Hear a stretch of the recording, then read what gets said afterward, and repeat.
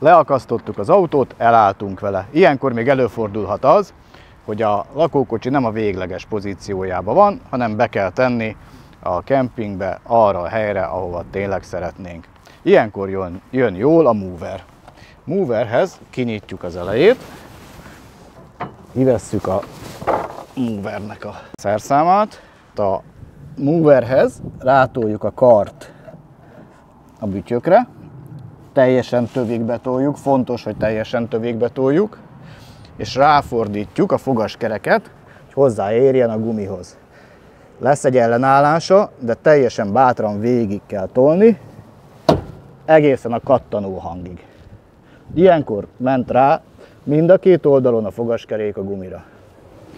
Ha ezzel meg vagyunk, elővesszük a távirányítóját a movernek. És a távirányító segítségével a végső pozícióba állítjuk a lakókocsit. A movert bekapcsoló gomb, kikapcsoló gomb, előre menet, hátra menet, balra kanyar, jobbra kanyar előre, balra kanyar, jobbra kanyar hátra. Itt mutatja a kis rajz, hogy áll a lakókocsi, és ehhez képest tudjuk irányítani. Bekapcsoláshoz megnyomjuk a zöld gombot, és nyomva tartjuk, amíg itt a kis zöld lámpa kivillan.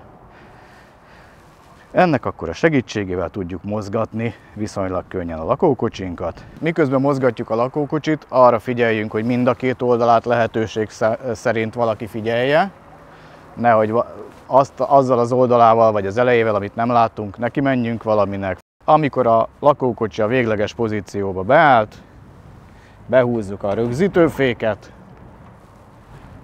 és a movert minden esetben leoldjuk. Nehogy véletlenül ezzel induljunk el, mert nagyon komoly károkat tud okozni a szerkezetbe. Tehát ugyanígy, ahogy az előbb, rádugjuk tövig, és visszaforgatjuk erősen, kattan, akkor jó.